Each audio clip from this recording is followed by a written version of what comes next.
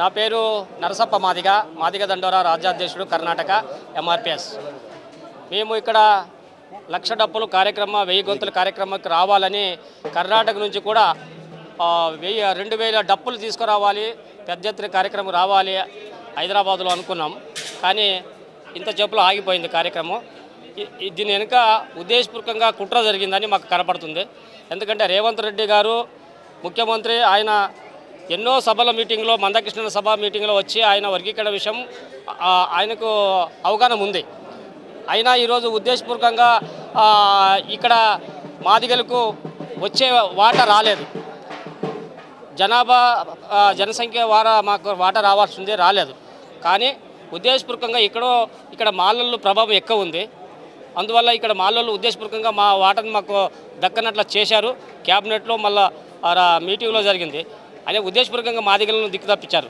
అందుకని మందాకృష్ణ మాదిగన్న 30 సంవత్సరాలుగా పోరాటం చేసుకుంటూ వచ్చినాడు. ఒకటే ఉద్యమం పైన ఎస్సీ వర్గీకరణ కావాలి, వెనకబడ కులాలు వాళ్ళు కూడా యుద్ధపరంగా శిక్షణ అన్ని ఫలాలు దక్కాలని మేము పోరాటం చేస్తున్నాడు. ఆయన నాయకత్వంలో మేము కర్ణాటక నుంచి కూడా 2000 డప్పులు తీసుకురావాలని అనుకున్నాం సంతోషంగా. కానీ ఇక్కడ అనుకోనంగా ఆగిపోయింది. ఇది కావాలని కుట్ర, మాదిగలకు దక్కరాదు. ఇప్పుడు మనం అనుకున్నాం జనసంఖ్య ఇక్కడ ఎంత ఉంది, జనాభా ఎంత ఉంది, 32,70,000 మాదిగలు ఉంటే వాళ్ళకి సరైన వాటా రాలే. అంటే 11% రావాలని మేము అనుకున్నాం.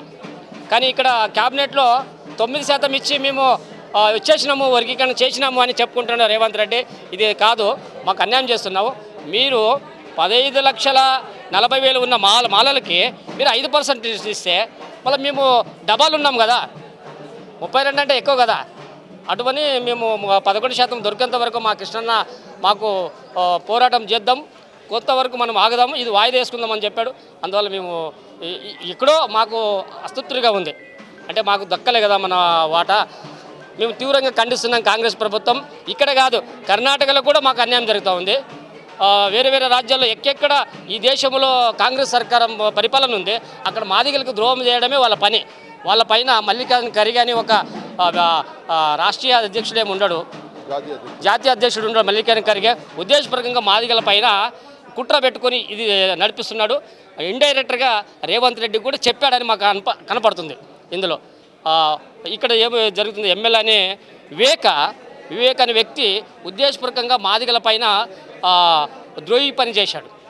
ఎందుకయ్యా, మేము అన్నదమ్ములని చెప్తావు కదా, మీరు మాలలు, మేము మాదిగలు. కానీ మాకు జనసంఖ్య ఇంత ఉంది, మా జనాభా ఇంత ఉంది, కానీ ఎందుకు మీరు మా పట్ల మాట్లాడలేదు? ఇది తప్పు కదా. అందుకని మేము తీవ్రంగా ఖండిస్తున్నాం. మళ్ళీ ముందో రోజులో ఈ 1,00,000 డప్పులు 1000 గంతుల కార్యక్రమం ఉంటుంది. కర్ణాటక నుంచి కూడా 2,000 కాదు, ఇంకా 3,000 డప్పులు కూడా రావడానికి సిద్ధంగా ఉన్నాం. మేమన్నో వెహికల్లో రెడీ చేసుకున్నాం, రావడానికి అన్ని రకాలుగా సిద్ధత చేసుకున్నాం. కానీ రాలేకపోయినాం, ఆగిపోయింది. సంతోషం. ఈ రోజు లేకుంటే మేము ధర్మం గెలుస్తుంది, అధర్మం పడిపోతుంది. ధర్మంతో ఉంటామని మేము మందకృష్ణ మాదిగ నాయకత్వంలో మేము ఇంకా కర్ణాటక తరపు నుంచి ఎక్కువ డప్పులు తీసుకొచ్చి ఇడీ రాజ్య సమితి నుంచి సంపూర్ణంగా ఇక్కడ జరిగే సంస్కృతి కార్యక్రమంలో మేము పాల్గొంటున్నాం. నమస్కారం.